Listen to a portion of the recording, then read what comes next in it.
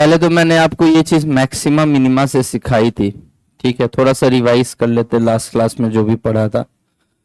याद है जब बेसिक मैथ्स मैंने पढ़ाया था तुम्हें, तो तुम्हें एक चीज बताया था।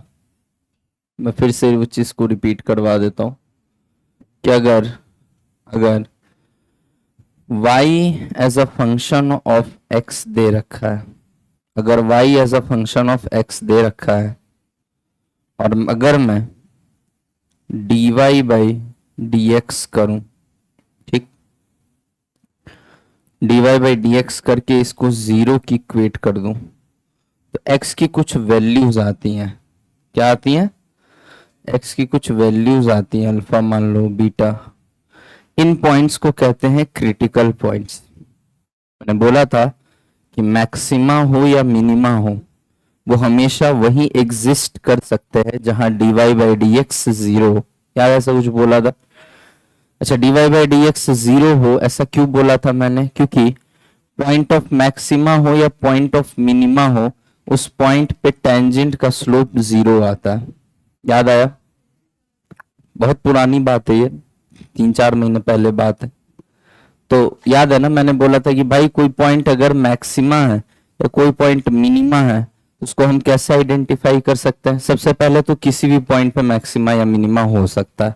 ठीक है, जैसे मान लो अगर इस क्लास में 10,000 रुपए चोरी हो गई, तो संदेह तो सबके ऊपर जाएगा।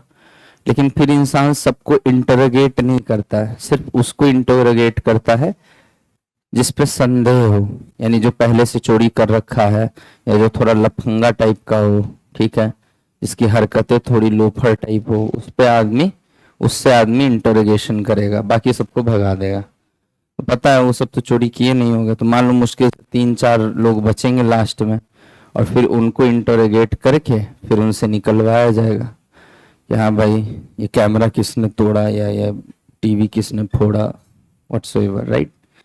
तो उसी तरीके से जैसे एक क्राइम होता है तो पूरे शहर को पनिशमेंट नहीं दिया जाता, उस शहर के जो नामी गिरामी क्रिमिनल्स हैं उनको उठाया जाता है और फिर उनसे पूछताछ की जाती है कि ये क्राइम कैसे हुआ।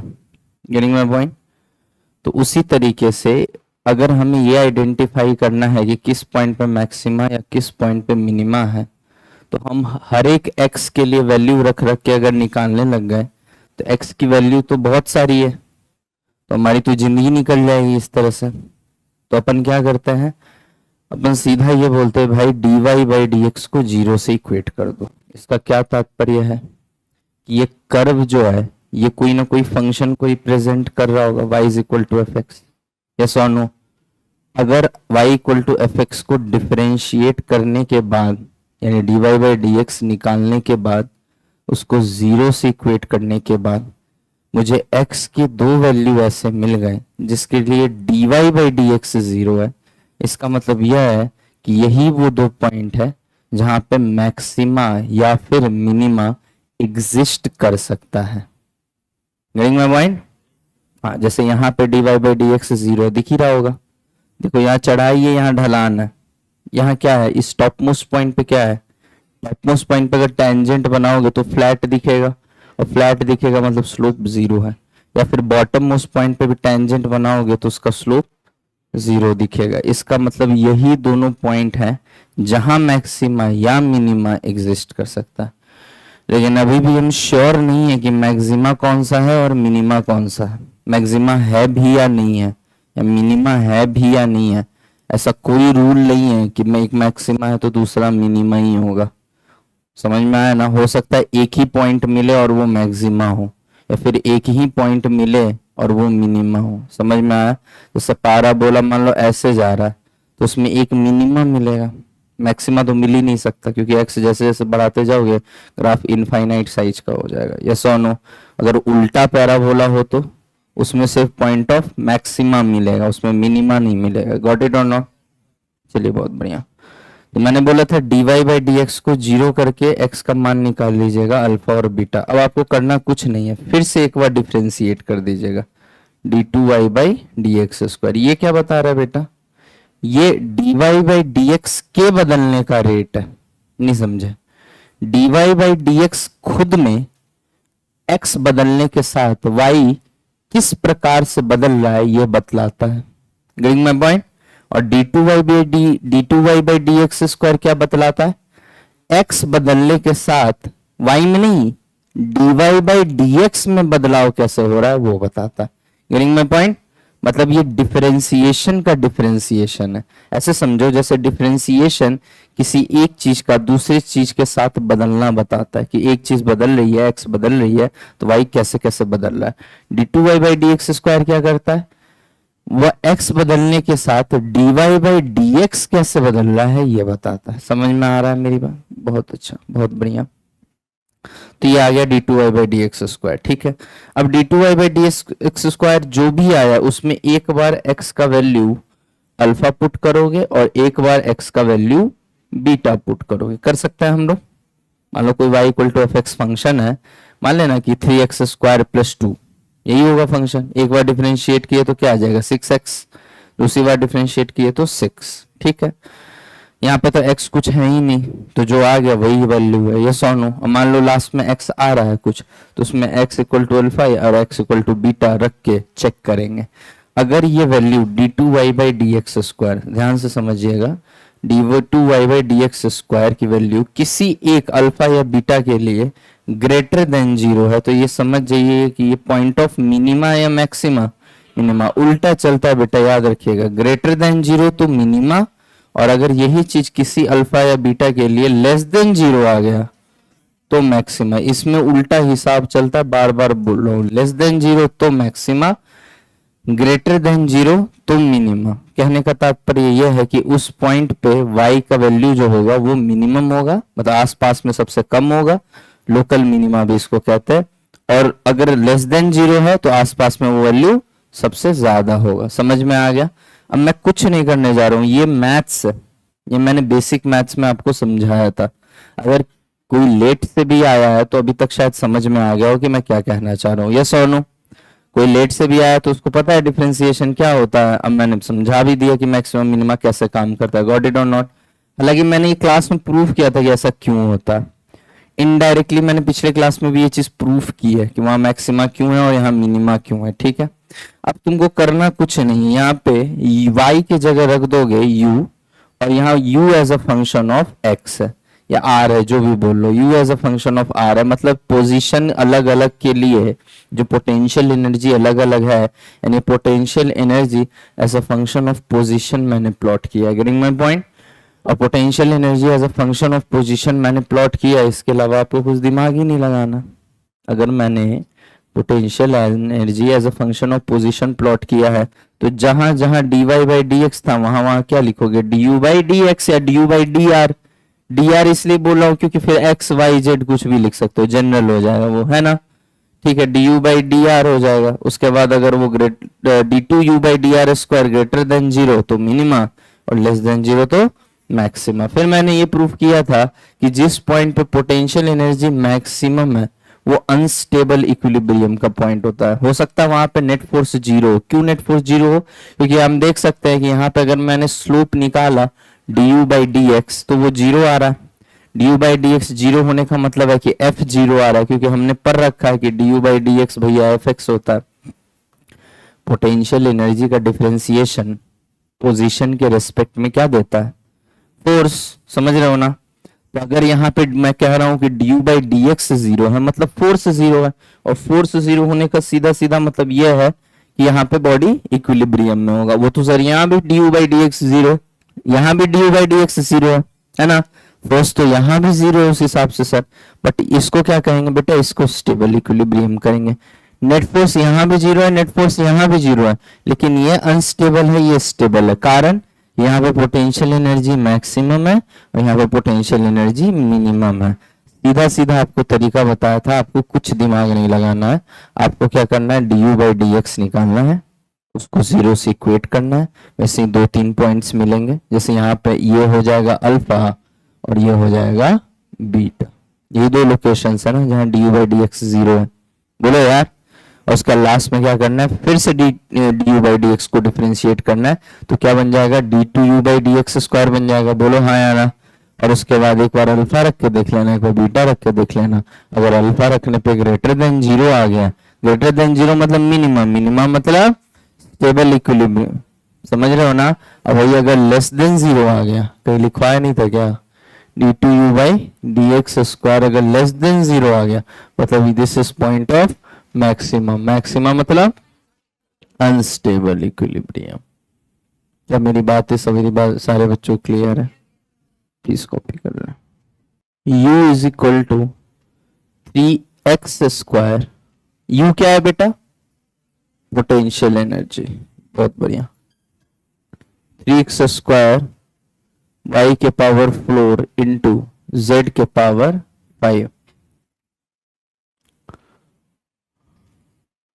Find the force as a function of x, y and z। बताइए भाई, potential energy as a function of x, y and z दे रखा। अच्छा क्या मतलब है, पहले सवाल समझो, सवाल में क्या कहना चाह रहा है, ये x, y, z है क्या, what is x, y, z। कोई पार्टिकल होगा स्पेस में, उसका कुछ ना कुछ कोऑर्डिनेट होगा किसी ओरिजिन के रिस्पेक्ट में, ओरिजिन तो 0 0 0 हो गया, उस पॉइंट का जो कोऑर्डिनेट होगा वही उसका लोकेशन या एड्रेस बताएगा या पोजीशन बताएगा, ये सोनो। Let the position be x, y, z। तो ये बता रखा है कि अगर किसी पॉइंट का लोकेशन x, y, z है तो उस पॉइंट पे जो पोटेंशियल एनर्जी होती है वो 3x स्क्वायर इंटू वाई के पावर 4 इंटू जेड के पावर 5 है। मतलब अलग अलग पॉइंट के लिए क्या तुम महसूस कर पा रहे हो, पोटेंशियल अलग अलग है, और पोटेंशियल का वेरी करना बड़ा जरूरी था। पूछो क्यों, क्योंकि हमें पता है कि F जो है वो minus D U by D are है, ये सोनू। अगर बेटा मान लो, समझना ध्यान से, बहुत इंपॉर्टेंट पॉइंट बोलने जा रहा हूं, अगर मान लो किसी प्रकार किसी कारणवश अगर D U by D are, किसी कारणवश अगर D U by D are 0 हो जाता, फोर्स क्या हो जाता, नेट फोर्स 0 हो जाता या नहीं हो जाता, बोलो हाँ या ना। अच्छा ये 0 कब हो सकता है, किसी भी चीज का डिफरेंशिएशन 0 कब होता है, जब वो चीज फिक्स हो। समझ में आया नहीं आया, मान लो अलग अलग पोजीशन पे हम जा रहे हैं लेकिन हम ऐसा पा रहे हैं कि इन सारे पॉइंट्स पे पोटेंशियल फिक्स है, मतलब इन अलग अलग पॉइंट्स का कोऑर्डिनेट अलग अलग है, इनका x अलग है, इनका y अलग है, इनका z अलग है, बोलो ना यार, कम से कम तीनों में से कोई एक कोऑर्डिनेट तो वेरी कर ही रहा होगा। मान लो स्ट्रेट लाइन पे ले लो, स्ट्रेट लाइन पे भी ले लोगे तो नहीं, मान लो y z नहीं बदल रहा लेकिन x तो बदल ही रहा है ना बे। तो अगर मान लो यहाँ D U by D x ले लिया और हम देख पा रहे हैं कि यहाँ और यहाँ तीनों जगह u की वैल्यू सेम है, क्या है बेटा, तीनों जगह u की वैल्यू सेम है, यानी D U by D x क्या है, 0 है। x is changing but u is not changing.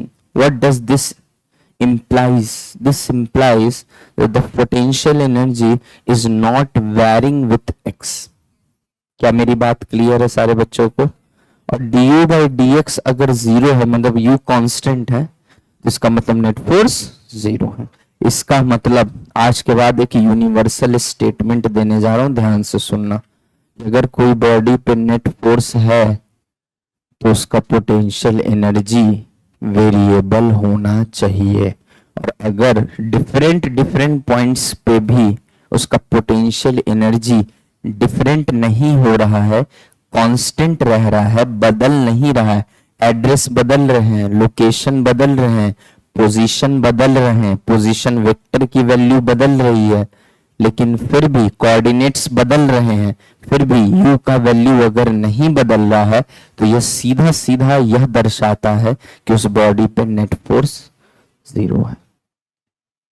Feel आ गई, छाप लीजिए, मतलब ऐसे ही बस लिखवा दिया, रफ में लिखना, रफ में। बाद में जाके इसी फोर्स को हम कह देंगे इलेक्ट्रिक फील्ड, और पढ़ाएंगे भी कि इलेक्ट्रिक फील्ड और कुछ नहीं होता है, यूनिट पॉजिटिव चार्ज पे फोर्स होता है। और इसी को कह देंगे, अब जब फील्ड फोर्स जो है वो इलेक्ट्रिक वाला है तो पोटेंशियल भी कौन सा होगा, इलेक्ट्रिक वाला। तो बाद में कह देंगे electric potential is equal to, electric potential का जो रेट है is equal to electric field. मतलब अगर इलेक्ट्रिक फील्ड निकालना है तो rate of change of electric potential with point, with space, with position निकाल दीजिए तो आपका इलेक्ट्रिक फील्ड आ जाता है। सुना सुना लग रहा, E is equal to minus D U by D R. U को यू न कह के वी कहने लग जाएंगे क्योंकि ये यूनिट चार्ज पे, यूनिट पॉजिटिव चार्ज पे फोर्स है और ये यूनिट पॉजिटिव चार्ज का वर्क डन है, तो equal to minus D V by D R आ जाएगा। तुम खुद देख सकते हो, पढ़ा हम वर्क पावर एनर्जी रहे हैं और रिलेट कर रहे हैं हम इलेक्ट्रोस्टैट। समझ में आ रहा है ना? तो एक ही चीज बार बार फिजिक्स में रिपीट होती है, याद रखिएगा। मिटा दो इसको, फिलहाल अभी इस सवाल को करते हैं। ठीक, कैसे करें भैया? तो सीधा सीधा मैंने आपको एक बात बताई है कि अगर हमें फोर्स जानना है तो हम फोर्स को लिख सकते हैं F x I cap plus F Y J cap, बोलो ना यार, प्लस एफ जेड के कैप। एग्रीड हो? ठीक है, अब कुछ नहीं करना है, माइनस कॉमन ले लो और डिफरेंशिएट करो। डिफरेंशिएशन में कैसा, पार्शियल डिफरेंशिएशन ना, क्या सिखाया था पार्शियल डिफरेंशिएशन में? कि एक को कांस्टेंट मानना तो दूसरे को, ये प्लस है यार, सिंपली ऐसे है। एक मिनट रुक जाओ, प्लस होता तो और थोड़ा अच्छा होता, नहीं है प्लस नहीं है, कोई बात नहीं, आगे सवालों में कर लेंगे। ठीक है, तो हमने क्या बताया था तुम्हें बेटा, क्या सिखाया था कि एक को कांस्टेंट ट्रीट करना तो दूसरे को वेरिएबल। ठीक है, मतलब जिसके रेस्पेक्ट में डिफरेंशिएशन हो रहा है बस उसको वेरिएबल ट्रीट करना, उसके अलावा जितने भी वेरिएबल्स हैं उन सबको क्या ट्रीट कर लेना है, कांस्टेंट ट्रीट कर लेना। ये लाइन लिखवाई भी थी नोट्स में, एक बार पढ़िए, पढ़िए नोट्स को पढ़िए, एक बार उस लाइन को पढ़िए कि जिसके रेस्पेक्ट में डिफरेंशिएशन हो रहा है उसके अलावा जितने भी वेरिएबल्स हैं उनको हमें क्या ट्रीट करना है बच्चे, कांस्टेंट ट्रीट करना है। ठीक है, चलिए तो बढ़े आगे। तो पहले क्या था, do U by do X था, तो एक्स के रेस्पेक्ट में करना है। अच्छा, 3 तो कांस्टेंट है ही सही, y के पावर 4 और z के पावर 5 भी क्या है, कांस्टेंट है। बोला अरे सर क्या बोल रहे हो, y z तो वेरिएबल है यार, पोजीशन लोकेशन है, लोकेशन या एड्रेस को रिप्रेजेंट कर रहा है, y z तो वेरिएबल होगा। नहीं बेटा, चूंकि मैं x के रेस्पेक्ट में डिफरेंशिएट कर रहा हूं तो फिलहाल मैं इसको कांस्टेंट ट्रीट कर लूंगा। जब y के रेस्पेक्ट में करेंगे तो y को वेरिएबल मानेंगे, तब x और z को कांस्टेंट ट्रीट कर लेंगे, और जब z के रेस्पेक्ट में करेंगे तो z को वेरिएबल मानेंगे और x और y को कांस्टेंट ट्रीट कर लेंगे। और डिफरेंशिएशन में कांस्टेंट का सीधा सीधा रूल था कि भैया उसको डिफरेंशिएशन के बाहर ले लो और जो वेरिएबल दिख रहा है उसको डिफरेंशिएशन कर डालो। यही सिखाया है ना? आसान है ये चंदू चैंपियन, आसान है ना? हाँ बहुत बढ़िया। तो कुछ नहीं करना है बेटा, 3 y के पावर 4 इंटू z के पावर 5, चूंकि ये कांस्टेंट है इसलिए इनको बाहर ले लिया, और x स्क्वायर का डिफरेंशिएशन अगर करोगे तो ये आ जाएगा 2x। किसी को कोई समस्या, बगल में लगा दीजिए i क्या प्लस। अगली बार किसके रेस्पेक्ट में करेंगे बेटा, y के रेस्पेक्ट में करेंगे, तो x वाले को और z वाले को बाहर ले लो। सर वेरिएबल है, नहीं तुम्हारे लिए वेरिएबल होगा, मेरे लिए कांस्टेंट है। समझ में आ गया ना? ठीक है, वैसे एग्जाम्पल तो उसको समझाने का बहुत अच्छा था मेरे पास, लेकिन तुम लोग ऐसे बच्चे हो कि तुम्हारे क्लास में कुछ बोला नहीं जा सकता है। प्लस आगे बताइए बेटा, z के रेस्पेक्ट में कर रहे हैं ना, 3x स्क्वायर इंटू y के पावर 4 और z के पावर 5 का डिफरेंशिएशन 5z4, बाकी सब कांस्टेंट की तरफ बिहेव कर रहे हैं। अच्छा, ये माइनस लगा हुआ है आगे, कंफ्यूज मत करिए, किताबों में यहाँ माइनस माइनस मिलेगा तो ये मत कहना सर ने गलत पढ़ा दिया, पहले ही हम ब्रैकेट लगा के माइनस लगा चुके हैं, मतलब ये सारे माइनस होंगे और आई जे के आ गया। तुम एक्स वाई जेड रखो फोर्स का वैल्यू आ जाएगा। तुम फील कर पा रहे होगे कि यहाँ फोर्स भी वेरिएबल है क्योंकि एक्स वाई जेड का फंक्शन है, यस और नो? तो ये रहा आपका फोर्स आई जे के टर्म्स में। अगर कोई हमसे गधा पूछता है आके कि एफ एक्स बता दो, तो एफ एक्स क्या होगा बता, 3 दूनी 6 वाई के पावर 4 इंटू जेड के पावर 5 इंटू एक्स। समझ में आ गया? एफ वाई का वैल्यू बताइए। 4 तिया 12, 12 एक्स स्क्वायर इंटू वाई के पावर 3 इंटू जेड के पावर 5। एफ जेड बता दे कोई, बताइए। 15, 15 इंटू एक्स स्क्वायर वाई के पावर 4 जेड के पावर 4। डिफिकल्ट है कि इजी है? बहुत इजी है। हाँ, माइनस माइनस लेंगे बेटा, वेरी गुड, चांस से मत जीने देना, माइनस भी लेंगे। नहीं तो यहां माइनस आई कैप माइनस जे कैप माइनस के कैप ले ले, बात एक ही है, लेकिन चूंकि तुम गधे हो।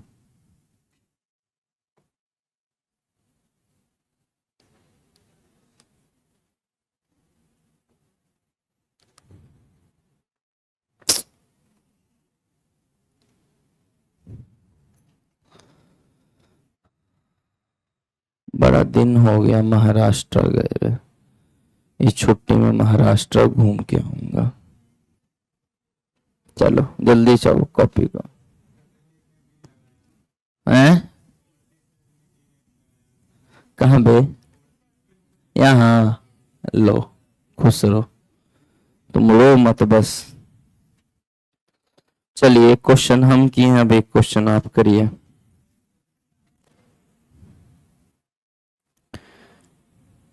तेज तिलक तलवार शिवाजी, शंभु रूप अवतार शिवाजी। पहला तो फोर्स निकालना है भैया,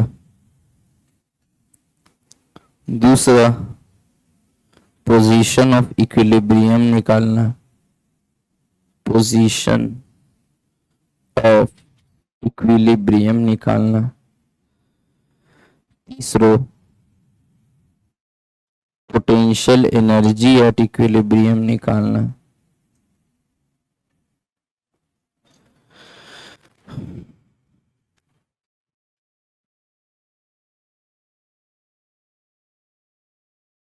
बस चौथा टाइप ऑफ इक्विलिब्रियम निकालना। मोटांस जल्दी करो,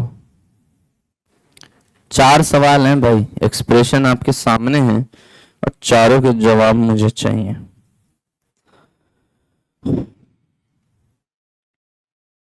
ख्याल जिसका था मुझे ख्याल में मिला, मुझे सवाल का जवाब भी सवाल में मिला। हम अपने हस्ब का हिसाब क्या देते हैं? सवाल सारे गलत थे, तुम्हारे जवाब क्या देते हैं? क्या Himanshu, you always used to do like this in discipline.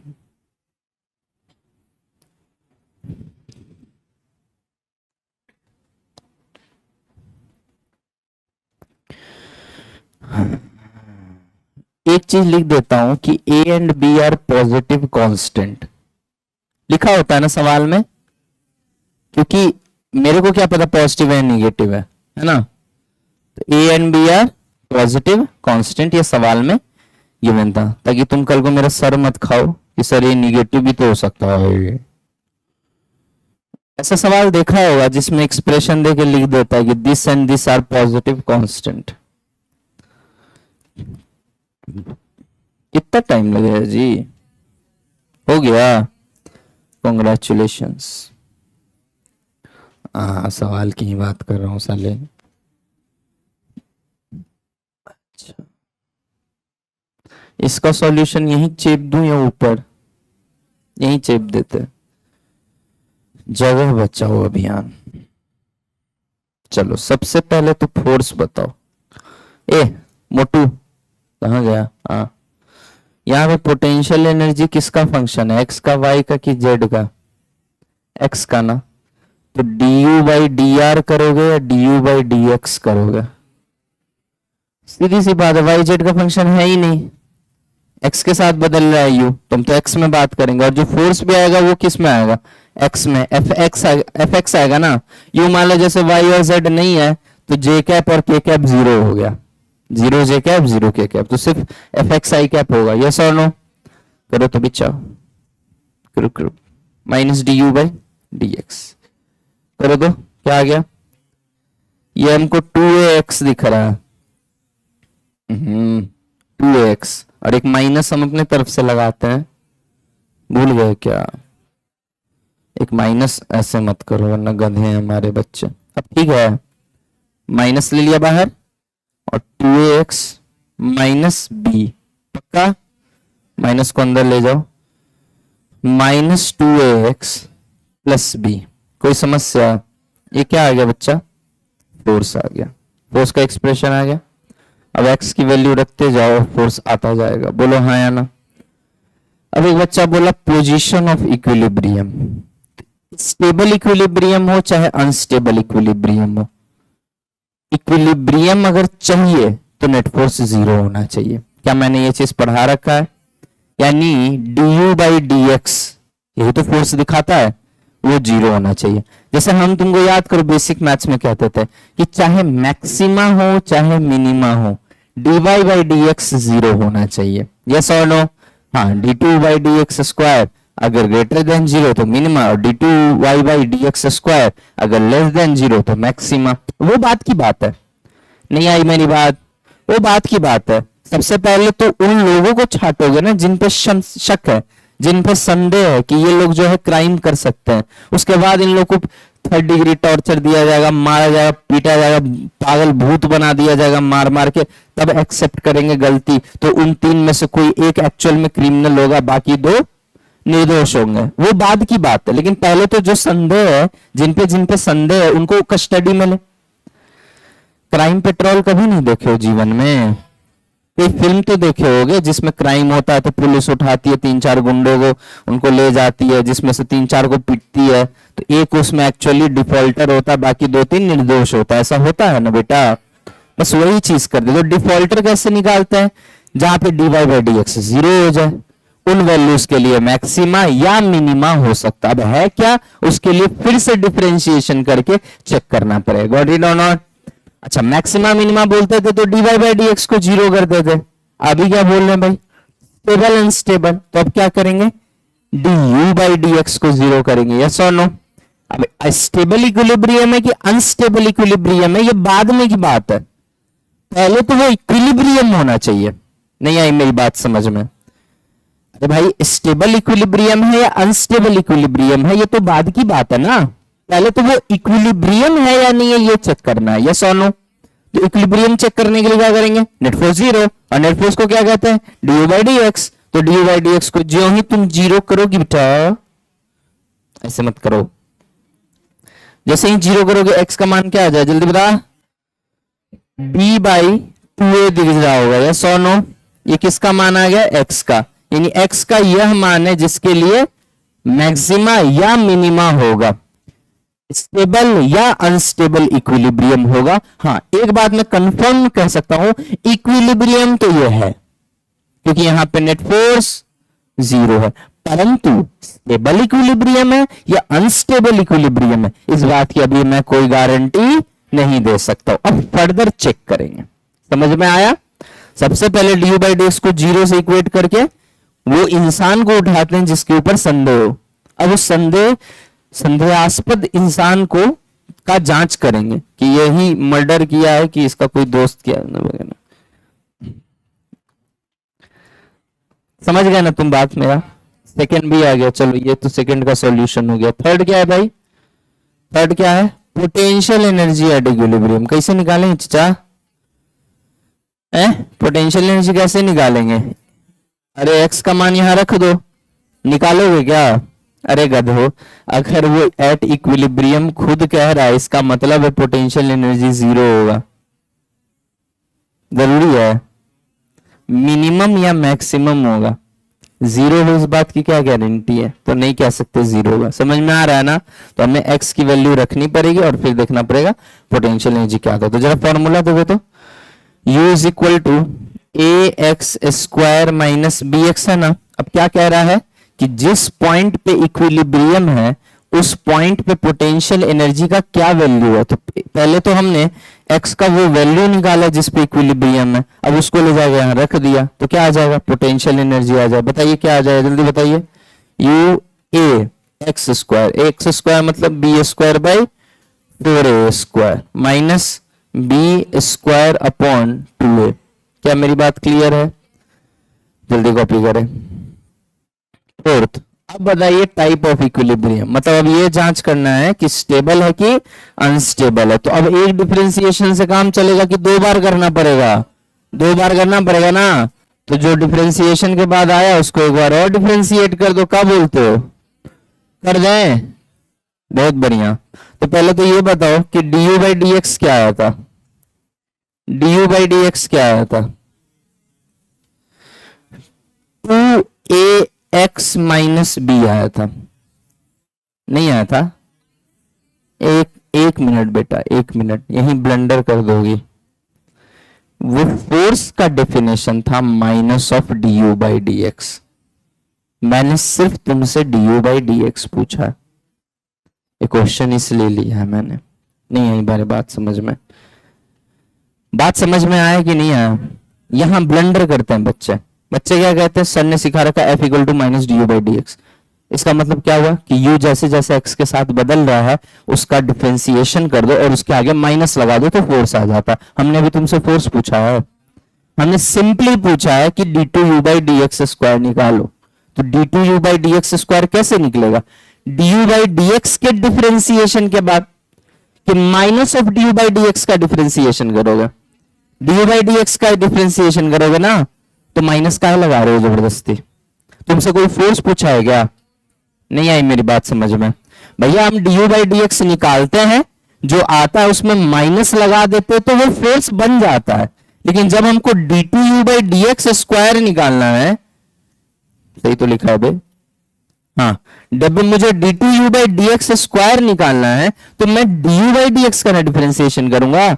Minus खामखा क्यों लू मैं, नहीं समझा रे? अरे y equal to F X है, इसको डिफरेंशिएट किए तो dy by D X is equal to G X आ गया, फंक्शन भी बदल जाएगा। फिर इसको डिफरेंशिएट करें तो क्या आ जाएगा, एच एक्स आ जाएगा। समझ में आ रहा है कि नहीं आ रहा? जब हम डबल डिफरेंशिएशन करने जाते हैं अपने मन से यहाँ माइनस लगा देते हैं, अब माइनस लगा के डिफरेंशिएशन करते हैं कि simply dy by D X का डिफरेंशिएशन करते हैं। समझ में आ रहा है या नहीं आ रहा? तो तुम माइनस का लगा रहे हो, तो सर यहां तो लगा तो माइनस, मारेंगे चप्पल से। वो फोर्स पूछ रहा था इसलिए माइनस लगा के बोलना पड़ा, यहां पे तो सिंपली डबल डिफरेंशिएशन करना है ना भाई। समझ में आ रहा है? ओ पीछे वाले एमिनो एसिड्स, समझ में आ रहा है? बहुत बढ़िया, जल्दी करो। D two U by D X square, जल्दी करो। की होगा ग्रेटर देन जीरो है या लेस देन जीरो है? टू पॉजिटिव है, ए पहले से दे रखा पॉजिटिव कांस्टेंट है, ग्रेटर देन जीरो ना, यानी इससे हमें यह पता चलता है। अच्छा यहाँ पे एक्स की जरूरत नहीं पड़ी, मतलब जो भी आ रहा होगा वो मिनिमा ही होगा, मतलब X is equal to B by two A is a point of minima या मैक्सिमा, मिनिमा न बे, और मिनिमा है मतलब स्टेबल। समझ में आया कि नहीं आया? और ये मैक्सिमा होता तो अनस्टेबल। गॉट इट और नॉट? ये तो इसमें भी करके दिखाया था तुमको कि भाई देखो यहाँ पे पोटेंशियल एनर्जी मिनिमम है अपने आसपास में, तो यहाँ स्टेबल था। कैसे स्टेबल है वो मैं प्रूफ किया था कि एक्स उधर ले जा रहे हो तो एफ इधर आ रहा है, एक्स इधर ले जा रहे हो तो एफ इधर आ रहा है। बस एक बार फील कराने के लिए मैंने प्रूफ कर दिया था, बार बार उतना नहीं सोचना है, सीधे रिजल्ट याद रख रहा है। समझ में आ गया ना? तो जहां पोटेंशियल एनर्जी मिनिमम वहां स्टेबल, जहां मैक्सिमम वहां अनस्टेबल। गॉट इट और नॉट? मैं तो इसको कढ़ाई की तरह देखता हूँ, कढ़ाई की इधर ले गए तो वापस आएगा तो स्टेबल, बह जाएगा तो अनस्टेबल। नहीं समझा? हम तो ग्राफ ही देख के बोल सकते हैं कि पोटेंशियल एनर्जी और एक्स का ग्राफ देख के बता देंगे स्टेबल इक्विलिब्रियम या अनस्टेबल इक्विलिब्रियम है। क्या यहाँ तक किसी बच्चा को कोई भी संदेह है? सोच लो, सोचो। तुझको ना देखो तो दिल घबराता है। ऐसे ज्ञान के छींटे देने का मन किया तो लिख दिए, बाकी काम इसका बहुत कम आएगा। देखिए बेटा ध्यान से देखिए इधर, 1 minute, just 1 minute of your life. Negative of work done by conservative force को चेंज इन पोटेंशियल एनर्जी कहते हैं। इसको मैंने बहुत ढंग से समझाया था, अब वापस से समझाने की जरूरत नहीं है। क्या सबको ये बात समझ में आती है कि कंजर्वेटिव फोर्स के अगेंस्ट किया गया वर्क पोटेंशियल एनर्जी के फॉर्म में स्टोर होता है। माइनस क्यों लगाए हैं? क्योंकि वर्क डन उसके अगेंस्ट किया जा रहा है, मतलब वो ले रहा है तो पोटेंशियल एनर्जी बढ़ेगा और अगर दे रहा है तो घटेगा। तो नेगेटिव का नेगेटिव पॉजिटिव हो जाएगा, यानी change in potential energy positive है, मतलब पोटेंशियल एनर्जी में गेन हो रहा है, यस और नो। और यही अगर पॉजिटिव वर्क डन है मतलब वो एनर्जी ले नहीं दे रहा है, तो नेगेटिव पॉजिटिव के सामने नेगेटिव लग के नेगेटिव हो जाए, मतलब पोटेंशियल एनर्जी घट रहा है। ऑब्वियस सी बात है, अगर मैं किसी को पैसे दूंगा तो मेरी सेविंग्स घटेगी, और मैं किसी से पैसे लूंगा सेविंग्स बढ़ेगी। समझ में आया नहीं आया? उसी तरीके से माइनस इसलिए डिफाइंड है क्योंकि अगर लेगा तो माइनस का माइनस हो गया प्लस हो जाए, ताकि पोटेंशियल एनर्जी बढ़ता हुआ दिखे, और अगर देगा तो माइनस का प्लस होके माइनस हो जाए, यानी वो घटता हुआ दिखाई दे। क्या मेरी बात सारे बच्चों को क्लियर है? पक्का ना? ये एक्सप्रेशन याद है आपको, negative over done by conservative force change in potential energy. मैंने माइनस साइन क्यों आया था ये भी समझा था, ठीक है। अच्छा, work done by conservative force. अब मैं लगाने जा रहा हूं वर्क एनर्जी थ्योरम। मैं 1 मिनट के लिए मान लेता हूं कि सिस्टम पे जितने भी फोर्सेस हैं, सिस्टम में कई सारे पार्टिकल्स भी हो सकते हैं, उसमें जो भी फोर्सेस लग रहे हैं वो सारे के सारे कंजर्वेटिव फोर्सेस है, नॉन कंजर्वेटिव फोर्स है ही नहीं। समझ में आया? तो नॉन कंजर्वेटिव फोर्स अगर नहीं है तो मैं सीधा कह सकता हूं कि भैया work done equal to change in kinetic energy होता है, यस और नो। तो जैसे चेंज इन काइनेटिक एनर्जी लिख दें, यहाँ माइनस आ गया, और माइनस को यहाँ खोल के इधर उधर किया तो यहाँ आप देख सकते हैं कि total initial potential energy plus total initial kinetic energy, मतलब टोटल एनर्जी इनिशियल हो गया ये, यस और नो। कौन सा एनर्जी? तुमने बचपन में सुना होगा कि काइनेटिक एनर्जी और पोटेंशियल एनर्जी का जो सम होता है उसको हम लोग मैकेनिकल एनर्जी बोलते हैं। समझ में आया ना? नाम है, ठीक है। जिससे राजू और चुन्नी दोनों साथ में मिल गई तो रुन्नी हो गई, इस तरह से कुछ कॉम्बिनेशन है। तो ये क्या हो गया? पोटेंशियल एनर्जी, और ये क्या हो गया? काइनेटिक एनर्जी, और साथ में इनको क्या कहते हैं? Mechanical energy. तो ये हो गया total mechanical energy initial, initial मतलब शुरू में, और ये क्या हो गया? टोटल मैकेनिकल एनर्जी फाइनल, मतलब टोटल मैकेनिकल एनर्जी बाद में। मैं क्या कहना चाह रहा हूं? पोटेंशियल एनर्जी बदल सकते हैं, काइनेटिक एनर्जी भी बदल सकते हैं, लेकिन टोटल मैकेनिकल एनर्जी मतलब काइनेटिक पोटेंशियल का सम पहले और काइनेटिक पोटेंशियल का सम बाद में, ये दोनों जो होंगे उनका जो टोटल होगा वो हमेशा इक्वल होंगे। क्या मेरी बात सबको क्लियर है? फिर से मैं रिपीट कर रहा हूं, काइनेटिक और पोटेंशियल बदल सकते हैं। देखो इनिशियल काइनेटिक और फाइनल काइनेटिक अलग अलग है, देख सकते हैं इनिशियल पोटेंशियल और फाइनल पोटेंशियल भी अलग अलग है, लेकिन इनके जो सम है यानी टोटल मैकेनिकल एनर्जी इनिशियल और टोटल मैकेनिकल एनर्जी फाइनल, ये हमेशा सेम होगा, प्रोवाइडेड। यहां पे मैंने एक एजम्पशन लिया था, एक एजम्पशन क्या लिया था कि work done is done by only conservative force, yes और नो। और यही अगर इसके साथ साथ नॉन कंजर्वेटिव फोर्स भी आ जाए तो फिर ये दोनों बराबर नहीं होंगे और इनका जो डिफरेंस होगा वही work done by non conservative force होगा। समझ में आ गया ना? तो अगर सिर्फ और सिर्फ ये कब ट्रू है बेटा? सिर्फ और सिर्फ कंजर्वेटिव फोर्सेस के प्रेजेंस में, लिख लेना ये बात, प्रेजेंस में, ये तभी ट्रू है।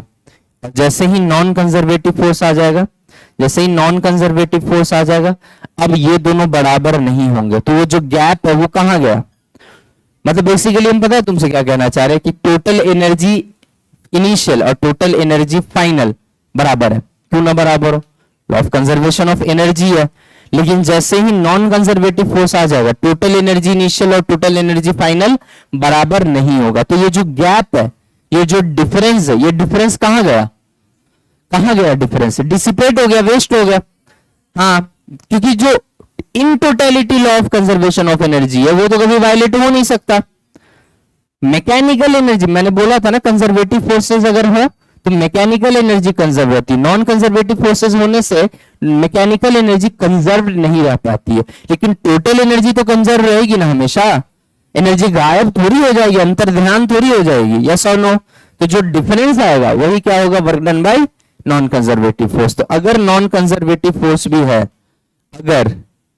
अगर नॉन कंजर्वेटिव फोर्स भी है, एग्जांपल दो बेटा, फ्रिक्शन भी है तो कुछ नहीं करना है, work done by non conservative force. Non conservative force क्या हो जाएगा बताओ, टोटल मैकेनिकल एनर्जी फाइनल, क्या लिख रहा हूं मैं, total mechanical energy final minus total mechanical energy initial. क्या मेरी बात क्लियर है सारे बच्चों को? प्लीज कॉपी करें। इनका जो अब ये दोनों बराबर नहीं होंगे। अब ये क्या दिखा रहा है, कंजर्वेटिव फोर्स के प्रेजेंस में ये क्या बता रहा है कि टोटल मैकेनिकल एनर्जी इनिशियल और टोटल मैकेनिकल एनर्जी फाइनल बराबर है, और नॉन कंजर्वेटिव फोर्स जहां आ जाएगा ये दोनों बराबर नहीं रह पाएंगे। तो डिफरेंस कहां गया, डिफरेंस गया किसमें, नॉन कंजर्वेटिव फोर्स में गया, हीट में, लाइट में, साउंड में, कहीं ना कहीं बर्बाद हो गया। गॉट इट और नॉट? तुमको रिलेट हो पा रहा है ना मैं जो पढ़ाना चाह रहा हूं? ईमानदारी से जवाब दीजिएगा, पक्का समझ में आ रहा है ना? बहुत बढ़िया। चलिए, ऐसे ही ज्ञान के छींटे मन किया देने का तो दे दिए। अब इसको भी तुम लगा सकते हो, जिन केसेस में फ्रिक्शन नहीं इन्वॉल्व हो। क्वेश्चन प्रैक्टिस करा है ना पहले हमने, किससे सारे क्वेश्चन कराए हैं, वर्क एनर्जी थ्योरम से कराए, यस और नो? वर्क एनर्जी थ्योरम से जो सवाल मैंने कराए हैं जिसमें फ्रिक्शन इन्वॉल्व्ड नहीं था, उसमें घर पे जाके आप ये वाला लगाइएगा, देखिएगा चेक करके कि आंसर आ रहा है या नहीं आ रहा है। और जहां फ्रिक्शन इन्वॉल्व होगा वहां क्या करिएगा, वहां पे नीचे वाला लगाइएगा। ऐसे ही ट्राई मार के एक दो क्वेश्चन में देखना कि आंसर आ रहा है या नहीं आ रहा है। कोई समस्या किसी को? फिर से सुनिएगा ध्यान से, जहां फ्रिक्शन इन्वॉल्व नहीं है वहां पे हम ये वाला लगा देंगे। अच्छा, यहां अगर अच्छा कई कई ऐसा भी होता है जहां स्प्रिंग हो, एक सवाल कराए थे ना जिसमें स्प्रिंग था और फ्लो फ्रिक्शनलेस था, तो वहां पे ये पोटेंशियल एनर्जी कौन सा वाला लोगे, ग्रेविटेशन वाला या स्प्रिंग वाला? स्प्रिंग वाला लोगे, समझ में आ रहा है ना? और काइनेटिक एनर्जी तो लोगे ही सही, काइनेटिक एनर्जी इनिशियल कुछ ना कुछ आएगा, फाइनल जीरो हो जाएगा। जीरो क्यों लेंगे फाइनल काइनेटिक एनर्जी? क्योंकि मैक्सिमम कंप्रेशन पूछ रहा है, तो मैक्सिमम कंप्रेशन का मतलब जितना दबना था दब चुका। अच्छा, इनिशियल में पोटेंशियल क्या लोगे, जीरो, क्योंकि स्प्रिंग अभी दबना शुरू ही हुआ है, अभी तो जस्ट ब्लॉक जाके स्प्रिंग से भिड़ा ही है, ना धीरे धीरे दबाएगा तो पोटेंशियल एनर्जी आएगा। अगर फाइनल में क्या दिखेगा, फाइनल में क्या दिखेगा, सिर्फ पोटेंशियल दिखेगा, काइनेटिक तो जीरो हो गया, सिर्फ पोटेंशियल दिखेगा। अरे एक सवाल कराए थे ना, गजब गजोधर टाइप के आदमी हो यार तुम लोग, एकदम साला तो मुंह देखने लगते हैं जैसे हमारे शादी में आए हैं कि कब खाना चलेगा।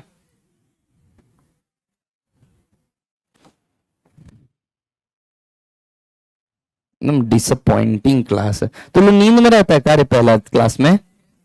वो तो हम भी रहते हैं, लेकिन पढ़ाते हैं ना फिर भी हम बड़े हैं बा।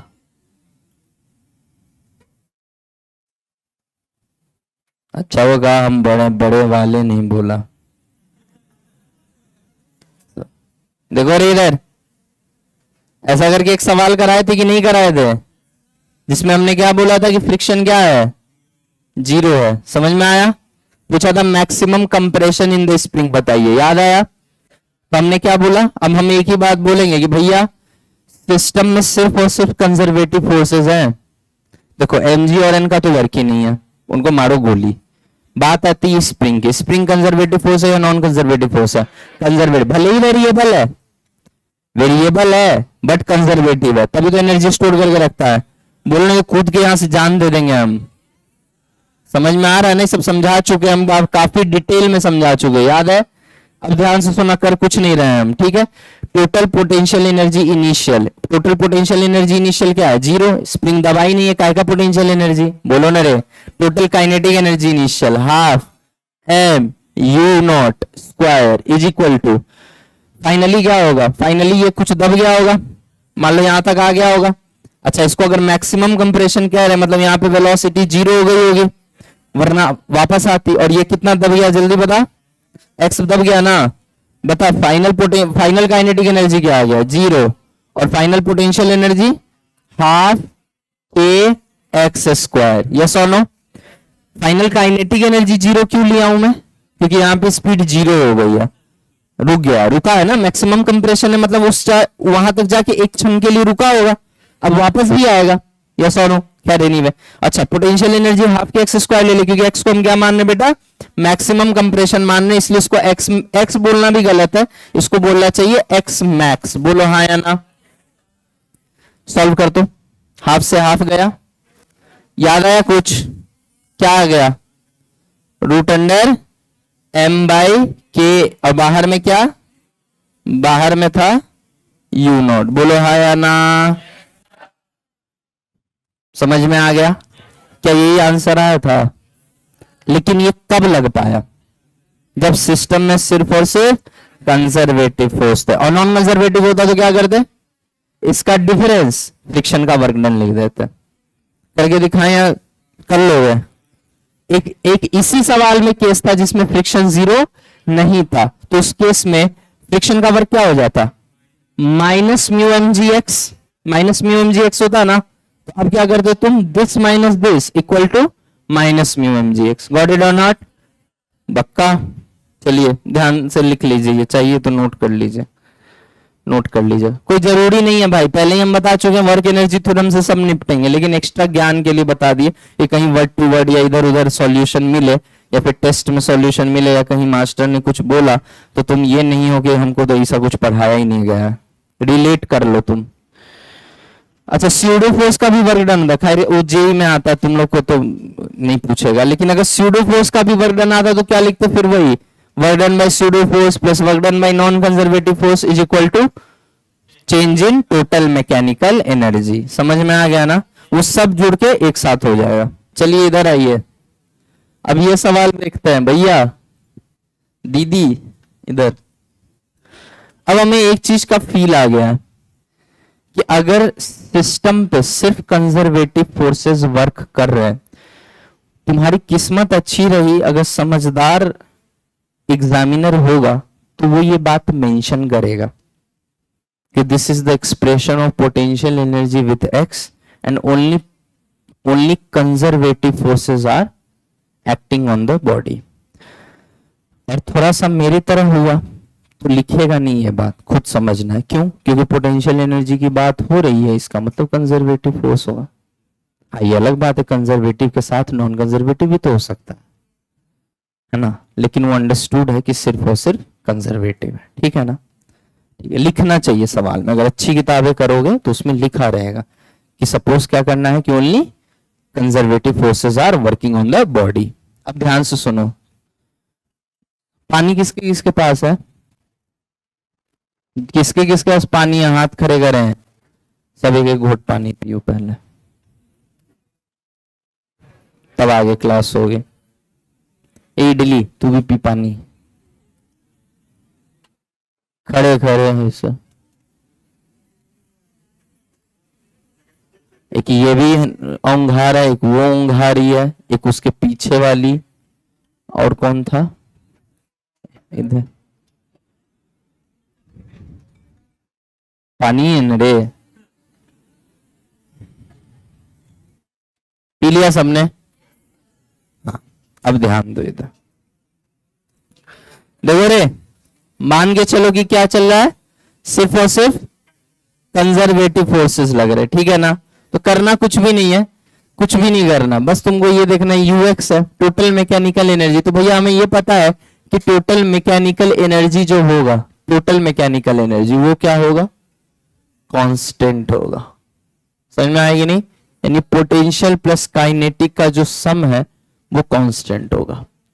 अब ऑब्वियस सी बात है, अगर वो कह रहा है कि भैया मैक्सिमम स्पीड होनी चाहिए, मतलब काइनेटिक एनर्जी मैक्सिमम रहा होगा, इसका मतलब पोटेंशियल एनर्जी क्या रहा होगा, मिनिमम रहा होगा। बोलो हाँ या ना, क्योंकि टोटल तो कांस्टेंट है और वो दे रखा है आपको, टोटल मैकेनिकल एनर्जी कितना दे रखा है, 2 जूल, तो ये कांस्टेंट का वैल्यू भी आपको पता है 2 जूल, ठीक है। बट अगर हमें मैक्सिमम स्पीड चाहिए, मतलब U प्लस के अगर 2 जूल आ रहा है और हमको स्पीड मैक्सिमम चाहिए, मतलब काइनेटिक एनर्जी अपने मैक्सिमम पे होगा, तो काइनेटिक एनर्जी स्पीड पे डिपेंड करता है, बोलो हाँ या ना। तो पोटेंशियल को क्या होना चाहिए, मिनिमम। तो सबसे पहले तो पोटेंशियल, मिनिमम पोटेंशियल एनर्जी निकालना पड़ेगा, यस और नो। अच्छा, मिनिमम या मैक्सिमम कहां होगा, जहां D U by D x zero होगा, ठीक है। चलो तो सबसे पहले D U by D x निकालो, चलो करो तो। यू एक्स दे रखा है ना, देखा कैसे घुस गया सवाल, मैकेनिकल एनर्जी कंजर्वेशन का घुस गया इक्विलिब्रियम में। माई के माई समझ में आवत तो समझ में आ रहा है ना, जल्दी बताओ। डी यू है ना, D U by D x. सुअर बात मत कर, वरना पापा को बुला के कंप्लेन कर देंगे। Two X by two minus one क्या हो गया, एक्स माइनस वन हो गया। अब जैसे ही इसको जीरो से इक्वेट करोगे, एक्स का मान क्या आ जाएगा, वन। अब यह वो पॉइंट है जिस पर हमें संदेह है, या तो अब ये मैक्सिमम होगा या तो ये मिनिमम होगा, मिनिमम ही आएगा, देख लेना, लेकिन चेक कर ले क्यों। अच्छा, हमको पहले से कैसे पता चलेगा कि मिनिमम आएगा, क्योंकि सवाल दिया है तो बनने के लिए दिया है। यू मिनिमम होगा तब ना क्या मैक्सिमम होगा, और क्या मैक्सिमम होगा तब ना निकलेगा स्पीड, बोलो यार। हमको पता सवाल दिया तो बनने के लिए दिया, तो हमको चेक करने की भी जरूरत नहीं है। इसलिए कितनी किताबों में देखोगे कि D two Y by D X square करते ही नहीं है, सीधा D Y by D X को जीरो से इक्वेट करके एक्स निकालते, बोलते यही मैक्सिमा या मिनिमा। क्यों, क्योंकि अगर पूछ रहा है मैक्सिमा मिनिमा, सवाल बनने के लिए दिया है, और चारों ऑप्शन में एक भी ऑप्शन नन नहीं है, तो सीधा D Y by D X करना। भाई चेक क्यों करने जा रहा है, शहर में एक ही चोर है, तो चेक करने की जरूरत पड़ेगी कि यही चोरी किया होगा कि कोई और। ये तो वही है, कंफर्म है, समझ में आ रहा है ये नहीं आ रहा है बस। लेकिन फिर भी हमने जो पढ़ा है हम उसके अनुसार चलना चाहते हैं, उसका अनुसरण करना चाहते हैं। चलिए D two U by D X square करिए तो बेटा जल्दी से क्या आ रहा है, जल्दी देखिए, वन आ रहा है, वन आ रहा है, which is greater than zero. और जहां ग्रेटर देन जीरो पता चला मतलब मिनिमा। अच्छा, मिनिमा मतलब स्टेबल या अनस्टेबल, स्टेबल इक्विलिब्रियम, समझ में आया। यानी x इक्वल टू वन पे स्टेबल इक्विलिब्रियम है, मिनिमम पोटेंशियल एनर्जी है। देखिएगा, समझिएगा ध्यान से, x इक्वल टू वन पे पोटेंशियल एनर्जी मिनिमम होता है, हमने ये निकाला है। मिनिमम पोटेंशियल एनर्जी है कितना ये नहीं निकाला है, उसके लिए फिर से हमें क्या करना पड़ेगा, potential energy as a function of x दे रखा है ना, उसमें x का मान वन रखिए, और तब जो u आएगा वो u मिनिमम होगा। क्या मेरी बात सबको क्लियर है कि अभी तक आपने बस यह निकाला है कि पोटेंशियल एनर्जी वन पे क्या है, मिक्सिमा है, मिनिमा है, कहां मिनिमा या मैक्सिमा, ये निकाला। तो निकला भाई कि x इक्वल टू वन पे पोटेंशियल एनर्जी मैक्सिमा या मिनिमा है। बाद में चेक किए डबल डिफरेंशिएशन से तो पता चला कि यहाँ पे मिनिमम पोटेंशियल एनर्जी है। कहां पे, x का मान जब वन होता है तो u मिनिमम होता है। तुमने अभी तक ये निकाला, बट वो u मिनिमम कितना होता है ये निकाला है क्या, नहीं निकाला है ना। रखो वन वहां पे, क्या आ जाएगा, one by two minus one की हो गए माइनस वन बाई टू, मतलब मिनिमम पोटेंशियल एनर्जी क्या आ गया भाई साहब, माइनस वन बाई टू। और minus one by two minimum potential energy आ चुका है, टोटल टू होता है। तो काइनेटिक क्या होगा बताइए, लगाइए फार्मूला, लगाइए formula. Minus one by to है पोटेंशियल, काइनेटिक के है, टोटल टू होता है, तो के की वैल्यू क्या आ गई, 5/4 जूल। समझ में आया, सॉरी 2 जूल, 2, क्षमा क्षमा क्षमा मालिक क्षमा, ठीक है ना। Kinetic energy 5/2 joule. असर नहीं है, स्पीड पूछा था सर, अब काइनेटिक बता दिए। उन्होंने बोला तुमको ये सोचने आना चाहिए, पिछले ही क्लास में मैंने ये बात बोला है कि स्पीड बोले तो काइनेटिक और काइनेटिक बोले तो स्पीड, क्लिक करना चाहिए वर्क पर एनर्जी में। समझ में आ रहा है ना।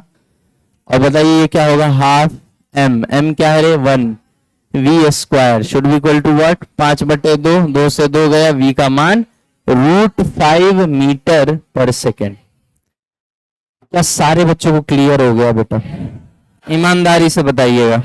बढ़िया सवाल था, अच्छा सवाल था, मल्टीपल कॉन्सेप्ट इन्वॉल्व थे, लेकिन समझ में आना चाहिए। क्या सबको समझ में आ गया है, जल्दी कॉपी कर लीजिए। तुझको ना देखूं तो दिल घबराता है, समझ में आया ना सबको। अच्छा, यही कोई नॉन कंजर्वेटिव फोर्स इन्वॉल्व होता तो ये काम कर पाते हैं? फिर क्या करते? उसका भी वर्क डन इंक्लूड इसमें करते हैं। समझ में आ रहा है ना? ठीक, आगे बढ़े। चलिए आगे बढ़ते हैं। नेक्स्ट क्वेश्चन इज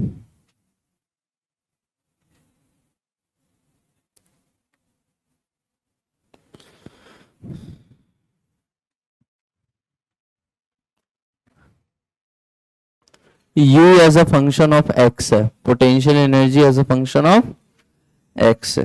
जल्दी बताइएगा। a का वह बाई x के power 12 minus b by x के पावर 6। शायद ये जेई मेन का सवाल है। Find value of x for which stable equilibrium is obtained. भाई स्टेबल इक्विलिब्रियम चाहिए, उसके लिए x का मान बताएं। जल्दी बताएं। अगला question, u is equal to A X plus B Y. ठीक है,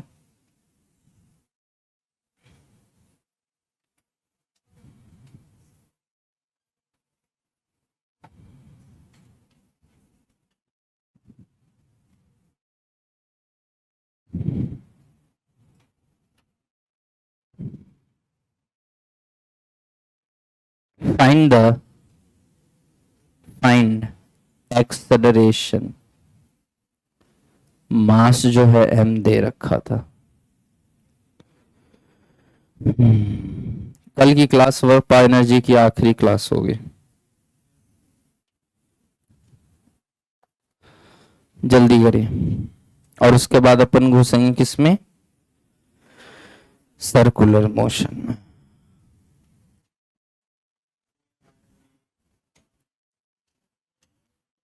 जल्दी करें।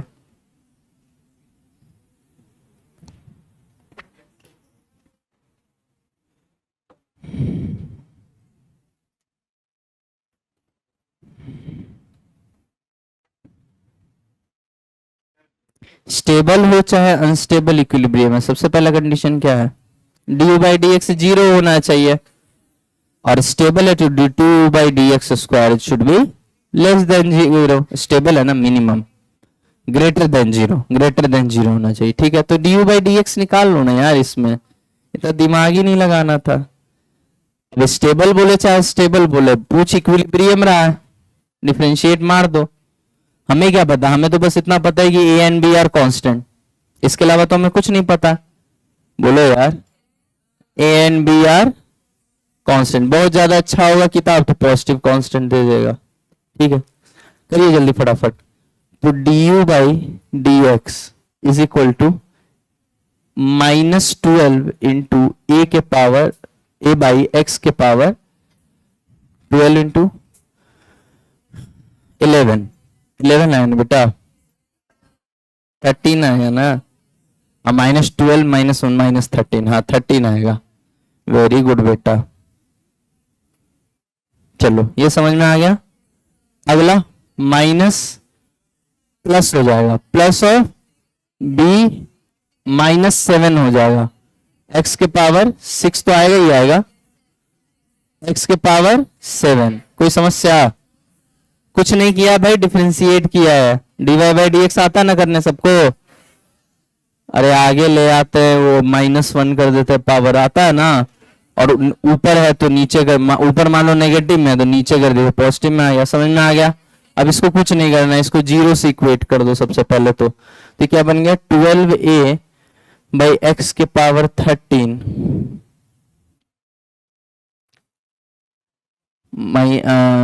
या एक काम करना है, इसको उधर भेज दे।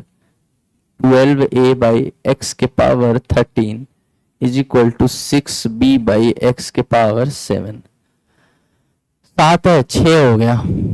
x के पावर 6 दिख रहा है बे, ये क्या आ गया? 2a बाई बी दिख रहा है कि नहीं? यहां से x का मान क्या निकल गया? x का मान निकल गया 2a बाई बी के पावर 1/6। बात खत्म। आ गया, बात खत्म हो गई। अच्छा, इसको डबल डिफरेंशिएट करके भी चेक कर सकते हो।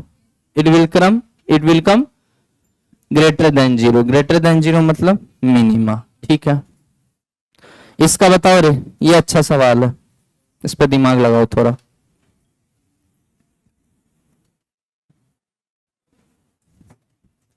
एक्सेलरेशन पूछा है चाचा?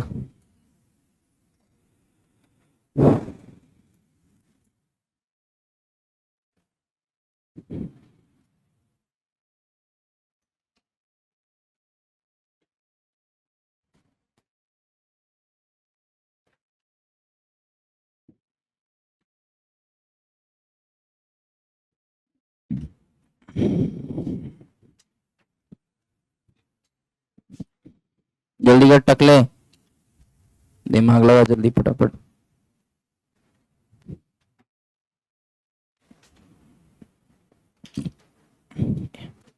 यहां भी दे रखा था A and B are positive constant,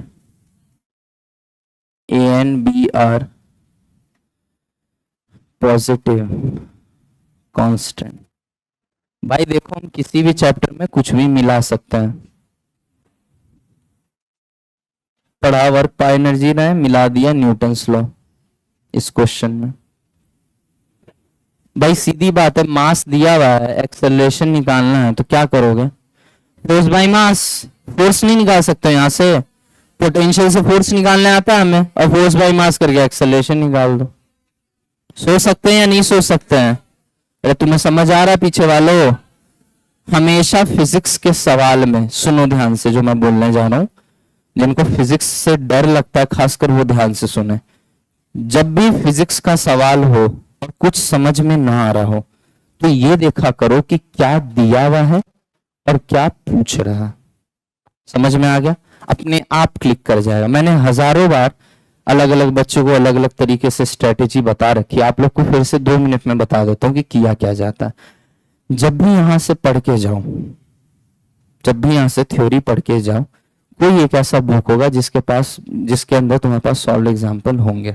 अगर सॉल्व एग्जाम्पल नहीं है तो बेस्ट है वर्ड टू वर्ड उठा लो, उसमें डिटेल्ड सॉल्यूशन है। हाँ, कुछ करेक्शंस की भी गुंजाइश है, कुछ एरर है, बट वो बहुत कम है। ठीक है, बहुत हद तक वो बुक एररलेस है। समझ में आ रहा है? तो वो बुक उठाओ, उसके जो 0 to हीरो वाले प्रॉब्लम है उनको, क्वेश्चन को पढ़ो, फिर ढको और देखो क्या क्या दिया हुआ है और क्या पूछ रहा। फिर अपने माइंड में कैलकुलेट करो कि इसमें हमको क्या करना चाहिए था। आंसर नहीं चाहिए मुझे, नंबर्स नहीं चाहिए, बट अपने माइंड में एक प्रोसेस बनाओ, एक फ्लो चार्ट बनाओ कि ये स्टेप करते, इसके बाद ये निकालते, यहां से ये आता है, फिर इसके बाद ये निकालते, उसके बाद ये करते, तो आंसर आ जाता। फिर अपना हाथ हटाओ और सॉल्यूशन को पढ़ो। अगर सॉल्यूशन मैच कर रहा है, वेल एंड गुड। अगर मैच नहीं कर रहा है तो फिर फटाक से चेक कर लो कि क्या मेरा अप्रोच से आंसर आ रहा था। अगर नहीं आ रहा था, इसका मतलब कुछ एरर है। तो एरर जो है उसको फिक्स करो, या तो कैलकुलेशन एरर होगा या कॉन्सेप्चुअल एरर होगा। जाके नोट्स को रेफर करिए और वापस आके उस चीज को लिखिए वहां पे। बुक गंदा हो जाए तो उसमें कोई दिक्कत नहीं, पेंसिल से ही लिख दीजिए कि इस क्वेश्चन में ये कॉन्सेप्ट लगता है, मैंने ये लगाया था। ये फिजिक्स सीखने का तरीका बता रहा। फिजिक्स क्या, कोई भी सब्जेक्ट को इस तरीके से सीखा जा सकता है। ठीक है, एक कॉन्सेप्ट में गलती हुआ, फिर दूसरा देखे, फिर दूसरे में भी यही देखो, ढक के देखो क्या पूछ रहा है, क्या दे रखा है, क्या निकालना है, फिर कोशिश करो। क्लास में तो समझ ही चुके हो चीजों को। ऐसे करके अगर 15-20 सवाल कर ले गए तुम, और फिर सॉल्यूशन देखो।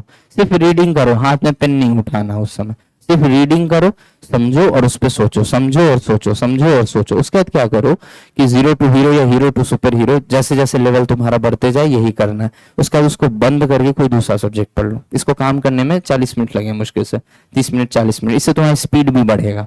ठीक है, 30 मिनट 40 मिनट में तुम 10-20 क्वेश्चन आराम से खींच सकते हो। सॉल्यूशन तो तुमको देखना ही है कि नहीं? इससे तुम्हारी स्पीड भी बढ़े। उसके बाद क्या तुम करो, बदल के मतलब बंद करके किताब दूसरा कोई क्वेश्चन कर लो, दूसरा सब्जेक्ट पढ़ लो, केमिस्ट्री पढ़ लो, बायो पढ़ लो, जो भी पढ़ लो। 1 घंटा, आधा घंटा, 1 घंटा पढ़ लो, या खाना वाना खा के आओ। अगर डिनर का टाइम हो रहा है तो 1 घंटे बाद आओ, और उसके बाद फिर से उन्हीं क्वेश्चंस को अब सॉल्यूशन ढक के अटेम्प्ट करो। तुम देखोगे सब कुछ समझने और एनालिसिस के बाद भी 2-4 सवाल अभी भी हैं जो तुमसे नहीं बनेंगे। इसका मतलब वो कॉन्सेप्ट्स तुम्हें आते ही नहीं है। फिर तुम्हें क्या करना है, नोट्स को रेफर करना है, उन कॉन्सेप्ट्स को देखना है, उनको शॉर्ट नोट्स में हाईलाइट करना है, क्या मिस्टेक हुआ उन पॉइंट्स को लिखना है, पहली बार में क्या मिस्टेक्स किए थे वो भी पॉइंट्स लिखने। शॉर्ट नोट्स का मतलब नोट्स का समरी नहीं होता है। शॉर्ट नोट्स का मतलब होते हैं कि during preparation, during question attempt आपने जो भी गलतियां की हैं, जो तुम्हें आता है वो तो तुम आता ही है। शॉर्ट नोट्स बोलते हैं बच्चों को, फॉर्मूला का बुकलेट लेके आ जाते हैं मेरे पास कि देखिए सुन मैंने इस चैप्टर की सारी इंपॉर्टेंट फॉर्मूलेज लिख ली हैं। वो शॉर्ट नोट्स नहीं होता। शॉर्ट नोट्स का मतलब यह होता है कि जो तुम्हें आता है वो तो आता ही है, लेकिन जहां तुम्हारे से गलती हो रही है, जो मिसकंसेप्शंस तुम लगा देते हो, जहां कॉन्सेप्ट गलत लग जाते हैं, या जहां समझ में नहीं आता कि इसमें कौन सा कॉन्सेप्ट लगाना है, बाद में सॉल्यूशन देखने के बाद क्लिक होता है, वो सारे कॉन्सेप्ट्स, वो सारे मिस्टेक्स, उनको कंपाइल किया जाता है, वो शॉर्ट नोट्स बनता है। क्यों? ताकि आप लॉन्ग नोट्स पढ़ने के बाद जब शॉर्ट नोट्स पढ़ें तो आपको कमियां पता चल जाए और आपकी लूप होल्स पता चल जाए, और आपको हर वो चीज जो आपको पहली बार में समझ में नहीं आई थी, जो तुमसे यहां पे पहली अटेम्प्ट में बन गया, तुम्हारे प्रैक्टिस के दौरान पहली अटेम्प्ट में बन गया, वो नीट में भी पहली अटेम्प्ट में बन जाएगा। जो नहीं बनेगा उन पे काम करना है। Getting my point? तो उसके बाद उन सबको उसको कंपाइल करिए, उस पर मेहनत करिए, प्रैक्टिस करिए, फिर आपको खुद लगेगा कि जो चीजें मुझे नहीं आती थी अब उसमें मेरा परफेक्शन हासिल हो गया। तो फिर वो शॉर्ट नोट्स का जो अगला बार शॉर्ट नोट्स बनेगा वो धीरे धीरे धीरे धीरे धीरे धीरे शॉर्ट का शॉर्ट होता चला जाएगा।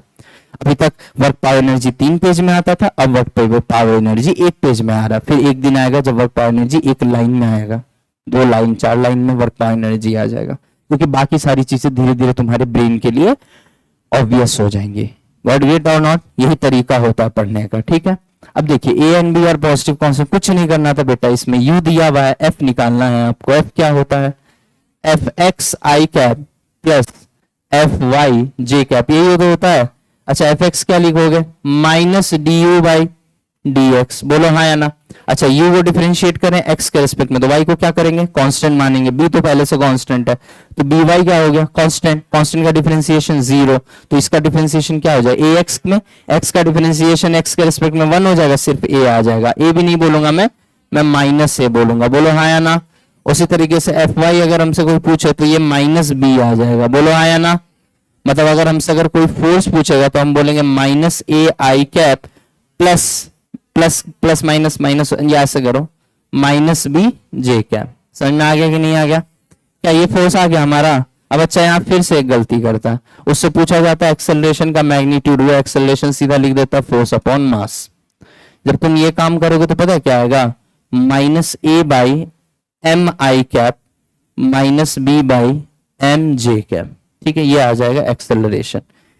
बेटा ये ए से मत काट देना, ये कांस्टेंट वाला ये है, वो एक्सेलरेशन, बाप रे माई, ठीक ना।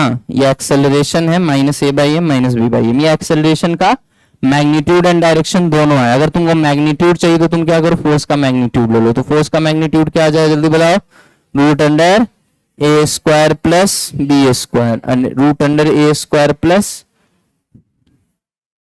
ए square plus B square divided by M. अब आएगा ये एक्सेलरेशन। गॉट इट और नॉट? Please copy. बाकी तो ये सब वेक्टर है यार।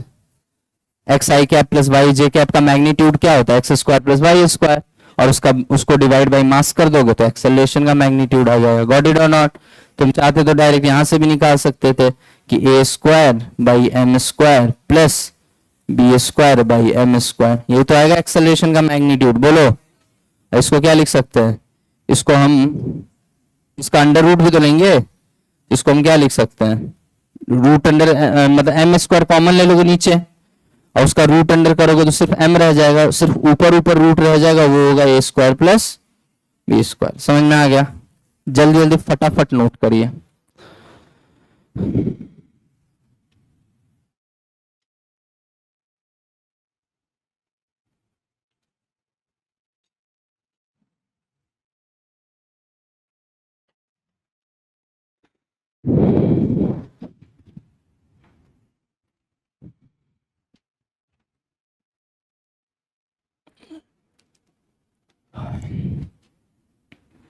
अच्छा ऐसा भी तो दे सकता है ना कि फोर्स दे दे,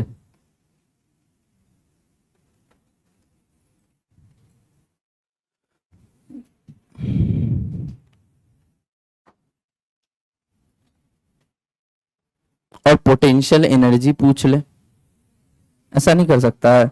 अभी तक सारे सवाल में हमने क्या किया था, पोटेंशियल पता था, फोर्स निकाला था। इस बार क्या किया, फोर्स दे दिया, पोटेंशियल एनर्जी पूछ रहा, तो नहीं निकाल सकते हैं। बहुत आसान है, देखो बहुत आसान है। एफ एक्स क्या है, 2x, इसको क्या लिख सकते हैं हम, do U by do X, minus लगा के, बोलो यार, is equal to minus of do U by do X. तो ये क्या आ गया, डो यू क्या आ गया, मैं डो यू क्या डी यू ही लिखो ना, जब मैंने सिर्फ एक्स लिया तो क्या जरूरत है ना। तो डी यू क्या हो जाएगा, जल्दी बता, माइनस ऑफ डी यू हो जाएगा 2x dx, बोलो हाँ या ना। इंटीग्रेट करेंगे इसको, याद रखिएगा यहाँ माइनस है, या तो एक काम करो, रिस्क नहीं लेना है तो डी यू को इधर रखो और माइनस को इधर भेज दो, -2 बाहर आ गया, ये आ गया x² 2, बोलो हाँ या ना। तो ये क्या बन गया, -x², समझ में आ गया। और इसका इंटीग्रेशन क्या आ गया, u आ गया, ठीक है। ऐसे ही y में भी तो होगा भाई, y में भी तो होगा, बताओ क्या होगा, जल्दी बताओ। F Y is equal to -3y² dy, direct लिख दिया, कोई गलती तो नहीं की। ये क्या लिख दिया यार मैंने, force y is equal to 3y², तो इसको माइनस डी यू को लिख सकते 3y² dy, और माइनस को किधर उठा के पटक दिए बेटा, पक्का। इसको इंटीग्रेट कर दो, जैसे इंटीग्रेट करोगे u आ जाएगा, इसका आ जाएगा y³ 3, 3 कट गया, -y³ आ गया। अब इन दोनों को लिख दो एक साथ, हो गया। समझ में आ गया या नहीं आ गया। तो ऐसे भी सवाल आ सकता है, मतलब करना कुछ नहीं है, पोटेंशियल से फोर्स में घुसना है तो डिफरेंशिएशन, और फोर्स से पोटेंशियल में घुसना है तो इंटीग्रेशन, दोनों रिवर्स प्रोसेस है, नहीं समझे। डिस्प्लेसमेंट को डिफरेंशिएट करते हैं तो वेलोसिटी आता है, उसको डिफरेंशिएट करते हैं तो एक्सेलरेशन आता है। अब उल्टा चलो, एक्सेलरेशन को इंटीग्रेट किए तो वेलोसिटी आएगा, और इसको इंटीग्रेट किए तो डिस्प्लेसमेंट आएगा। बस फर्क ये है कि ये इंटीग्रेशन या differentiation with respect to time हो रहा है। यहां पे भी वही बात है कि फोर्स को अगर डिफरेंशिएट किए तो क्या आ जाएगा, नहीं उल्टा बोल दिया, हाँ, पोटेंशियल एनर्जी को अगर डिफरेंशिएट कर दिए तो फोर्स आएगा, फोर्स को वापस से इंटीग्रेट कर दिए तो पोटेंशियल एनर्जी आ जाए। बस अंतर यह है कि ये जो डिफरेंशिएशन या इंटीग्रेशन होगा ये टाइम के साथ नहीं, पोजीशन के रेस्पेक्ट में होगा। समझ में आ गया, ये बात लिख लीजिएगा कॉपी में, जो व्हाइट पेन से लिखा अपनी भाषा में, ठीक है ना।